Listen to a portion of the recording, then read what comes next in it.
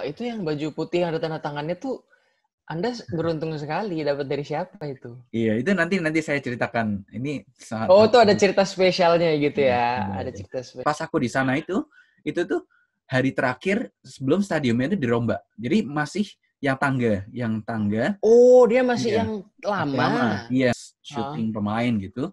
Terus yang ketiga tuh syuting lagi. Tapi yang pertama tuh syutingnya di Melwood. Yang kedua tuh syutingnya di Anfield. Jadi Oke. kalau misalnya ada pemain yang kita mau beli kan ya, gue bakal tahu duluan hari itu. Ya, Gitu. terus habis itu ternyata dalamnya Melwood tuh seperti apa sih? Lu bisa ceritakan mungkin? Iya, jadi What's going on everybody? Welcome back to my YouTube channel. It's me Stephen Kau ya teman-teman. Yes, so good to be back here guys. Happy fucking New Year everyone, ya kan pastinya buat lu semua pendukung Liverpool. Terima kasih sudah bersama dengan gua di 2020 itu, ya kan. Ya mudah-mudahan di 2021 kita menjadi lebih baik. Tapi guys, kita mengawali tahun dengan sangat menyedihkan mungkin, ya kan. Sampah banget, ya kan. Kesel banget guys, kesel banget. Gua tahu, I feel you bro. Kita merasakan hal yang sama. Kita sempat di atas awan, ya kan. Kita sudah terbang melayang begitu tinggi, dikembalikan ke bumi, ke dasar bumi guys, ya kan. Anjing lah. Sebelum gua bakalan ngebahas review pertandingan Southampton versus Liverpool, tadi kalian udah nonton cuplikan video gitu kan. Itu adalah video yang gua take waktu liburan kemarin, liburan tahun baru gitu. Harusnya bisa menjadi menarik, inspiratif, informatif, dan ya menyenangkan sih pastinya ya. Karena gua ngobrol bersama dengan salah satu orang Indonesia yang bekerja sama dengan Liverpool. Probably the one and only, mungkin. Dan dia bekerja sampai saat ini, man. Dia masih bekerja sama dengan Liverpool until now. Ada banyak banget hal yang mau gue bahas sama dia. Dia ketemu sama pemain A, B, C, first teamnya Liverpool, you name it, kayak gitu. Terus banyak experience yang anjing nih nggak mungkin banget gitu dia bisa ngedapetin itu, tapi dia ngedapetin. Dan gimana ceritanya lu bisa nanti nonton aja gitu kan. Gue ngobrol lumayan lama, 1,5 jam, tapi gue bakalan potong videonya, maksudnya gue bagi beberapa part supaya kalian nggak bosan juga nontonnya. So make sure kalian kalau tertarik kalian bisa subscribe dulu di channel gue, karena sebentar lagi gue bakal mulai ngerilis part per partnya gitu kan, supaya kalian punya dapat banyak cerita, juga cerita tentang gua yang gua belum ceritain di channel ini, pastinya tentang Liverpool stuff gitu kan. Ngomongin tentang pertandingan mungkin banyak lebih pintar gitu, tapi selalu menarik ketika melihat sisi lain dari sepak bola, especially Liverpool, the one we love, ya kan. Make sure kalian subscribe gitu kan, dan kalian bisa kasih like video ini, komen di bawah gimana menurut kalian, share ke teman-teman kalian yang suka Liverpool pastinya. Anyway, giveaway-nya bakal masih ada sampai 500 subscriber doang. Anjing, gila gak sih? Sampah banget. Langsung aja kita ke pembahasannya guys. Alright, jadi Southampton versus Liverpool. Sebenarnya gue udah ngelihat, sebenarnya gue udah mulai ngerasain apa ya, nggak enak gitu. Itu ketika lawan Fulham. Kalian bisa ngelihat di review pertandingan lawan Fulham gitu kan. Gue nggak ngerasa nyaman terus terang aja, karena wah susah banget kalau ngelawan tim yang parkir bis gitu. Maksudnya itu selalu menjadi kesulitan gitu. Itu udah sejak lama jadi kesulitan Liverpool melawan tim yang parkir bis gitu. Ketika lawan Spurs itu hal yang berbeda mungkin, karena masih menyerang. Lawan Crystal Palace kita dapat gol cepet banget gitu, efektivitas yang menjadi penentu gitu. Itu yang membedakan. Tapi dua pertandingan terakhir sebelum yang semalam itu parah pak. Itu hancur bener ya kan. Lawan WWA dan lawan Newcastle gitu. Udah mulai kebaca, dan sebenarnya nggak perlu bilang kebaca juga sih, karena hampir rata-rata semua tim yang bermain menyerang gitu ya, terutama mereka yang ada di top 6, top 4 gitu, ketika melawan yang ada di bottom 3 dan 10 ke bawah gitu kan, ya udah kebaca banget sebelum pertandingan bakalan si A, kayak misalkan City, Liverpool gitu-gitu, itu bakalan keluar menyerang, dan tim model kayak Fulham, Burnley, terus habis itu kayak siapa ya, itu kayak WBA, mereka bakalan bertahan begitu rupa ya kan, dan mengandalkan counter attack, direct ball gitu segala macam. Ya sebenarnya sih basicnya sudah kebaca gitu, dan kembali itu diterapkan gitu di dua pertandingan terakhir gitu. Tapi gimana pun juga namanya tim gede, kita harus bisa bongkar. Dan yang biasa terjadi di musim lalu sama Liverpool menurut gua adalah tidak kenal lelah sampai akhirnya mereka, dan juga satu tidak kenal lelah, kedua mereka ada faktor keberuntungan juga yang kita nggak bisa bohong juga gitu kan, yang somehow mereka oper bola ke sini dan ke sana gitu, yang kok bisa sih sundulannya backnya nggak kena gitu, biasanya kena, habis itu nggak kena gitu, kok bisa sih operan kayak gini tembus, biasanya enggak, kok ini tembus gitu-gitu. Hal yang kayak gitu-gitu tuh yang ya memang musim lalu itu tahun Liverpool aja gitu buat di Liga Inggris gitu. Tapi musim ini gue nggak bilang berarti Liverpool udah punya luck dan segala macam gitu, tapi maksudnya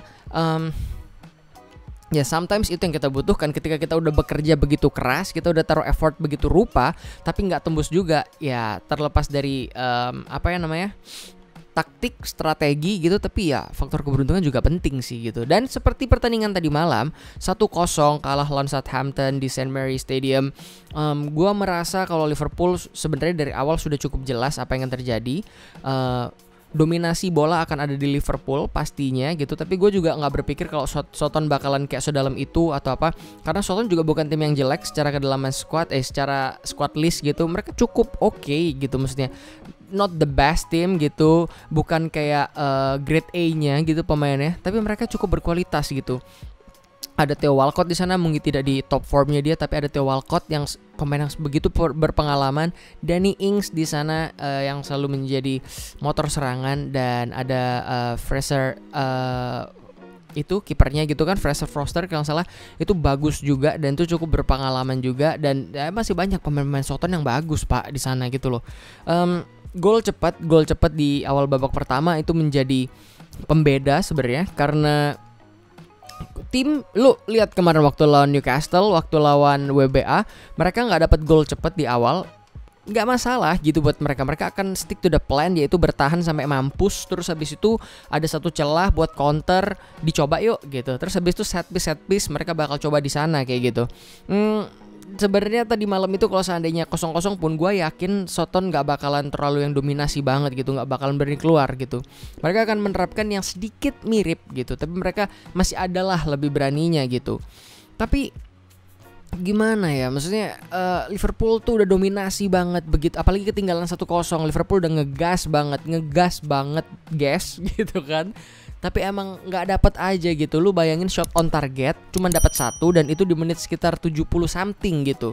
Itu shot on target 1, men, gila. Waktu kita sempat gak dapat shot on target sama sekali.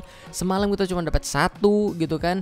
Dan kalau mau ngomongin tentang kedalaman squad, itu jelas jadi pembedanya menurut gua sih, terlepas dari ya kalau lawannya gini-gini terus mainnya ya bakal kesulitan terus, betul, nggak salah gitu.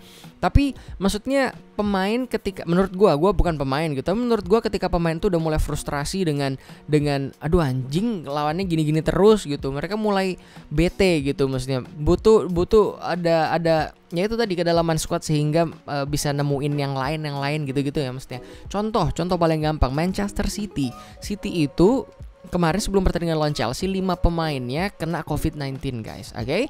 Terus dia tuh bisa ngebantai Chelsea kayak gitu men gitu kan, dan waktu di cadangannya masih ada Sergio Aguero, masih ada Riyad Mahrez, ya Tuhan, maksud gua please dong guys gitu. Itu kedalaman skuadnya aja, Riyad Mahrez pemain andalannya Leicester City waktu juara. Dan lu bisa, gak usah gua ngomong, lu tau lah kualitasnya kayak gimana. Kun Aguero bro, ya kan, selalu menjadi pemain penting di City gitu maksudnya. Ketika kita ngomong tentang Liverpool kesulitan, yang kita punya siapa gitu loh maksudnya. Gue nggak bilang pemain Liverpool jelek gitu, gue sangat appreciate Xherdan Shaqiri, gue suka banget Xherdan Shaqiri men, ya kan. Lu bisa ngelihat gitu pemain-pemain yang ada di bench, maksudnya kita harus akuin bersama, maksudnya kita kalah kedalaman squad gitu. Pemain yang punya rate gitu ya, sama seperti Mane, Salah dan Firmino, itu susah banget nyari yang segitu di Liverpool saat ini. Di front three-nya penggantinya siapa? Misalkan lu masukin Minamino, Xherdan Shaqiri misalkan bisa, Divock Origi misalkan. Come on guys, kayak itu grade A plus grade A minus gitu maksudnya. Jadi tetap gak grade A gitu maksudnya. Jadi agak sulit sih. Dan tadi malam sebenarnya terlepas dari kedalaman squad ya, itu satu tuh kedalaman squad yang penting gitu ya menurut gua. Kedua, faktor keberuntungan nggak bisa lepas gitu. Karena nggak tahu lu ngalamin hal yang sama apa nggak sama gue, tapi di menit-menit 70 60-an something tuh gue cuman berharap Liverpool crossing terus ya, ngelempar terus bam.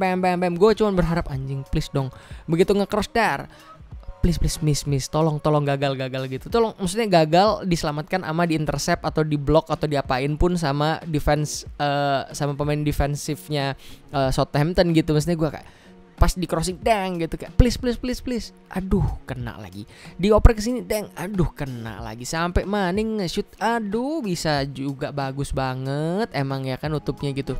Jadi gue sampai kayak anjing gila emang ya kan.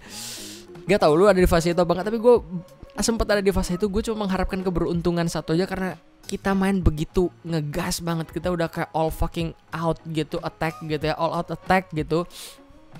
Jadi gue nggak bisa ngomong lagi sih gitu. Terus habis itu juga ada beberapa keputusan yang anjing gitu, kayak penalti gitu. Menurut gue kalau masalah handsball gue nggak bisa ngomong banyak, karena itu antara aktif dan enggak gitu, dekat sama keluar segala macam itu beda-beda persepsinya gitu. Nggak bisa diomongin. Mungkin di pertandingan A bisa dapat, di pertandingan B nggak dapat, tuh tergantung wasit, karena gimana pun wasit yang nentuin. Terus habis itu cuman yang gue sayangin adalah waktu mainnya diselengkat kakinya. Menurut gue tuh harusnya penalti sih, menurut gue, karena itu jelas kaki yang diselengkat gitu. Tapi itu nggak bisa dijadikan excuse masalah penalti. Ya memang kita sedang tidak bagus aja formnya. Mudah-mudahan di next matchnya kita bisa menemukan formula yang baru. Klopp punya plan B-nya misalkan kayak gitu. Soalnya kayak kemarin tuh crossingnya tuh juga nggak jalan, men. Crossingnya nggak jalan. Gue merasa kayaknya harusnya kita lebih kuat di nusuk dari tengah gitu kan, permainan cepat, one touch kayak gitu. Tiba-tiba ada back heel atau apa gitu. Ya itulah kekuatan Liverpool tuh di sana. Kekuatan front three-nya tuh memberikan elemen surprise. Itu kekuatannya menurut gue. Tapi semalam nggak jalan sama sekali. Dan ya harus diakuin memang kedalaman squad itu juga berpengaruh, karena lu gila, back four kita ya kan, back four kita itu sempet pada tahap dimana cuman ada satu yang murni posisinya itu back gitu, yaitu Andy Robertson. Di sana ada Fabinho, ada Jordan Henderson, ada James Milner, 3 orang yang sebenarnya bukan bermain di posisi back four, tapi mereka dipaksa harus ke belakang dan bermain di posisi tersebut. Alangkah indahnya, mungkin bisa ceritanya berbeda kalau saya Fabinho dan Henderson mainnya nggak di posisi itu, ya kan? Atau James Milner mainnya nggak di posisi itu. Tapi kalau Milner masih oke lah ya, dia versatile player gitu. Tapi yang dua ini gitu, maksudnya seandainya kita punya center half yang benar gitu kan, yang pelapis yang oke gitu, sehingga kita bisa memanfaatkan kapasitas terbaik dari Fabinho dan juga Henderson, yaitu di lini tengah gitu. Sayangnya semalam enggak gitu loh. Terus Thiago nggak kelihatan, Gini Wijnaldum juga nggak kelihatan. Ya terlalu banyak off formnya, gue nggak bisa ngomong banyak.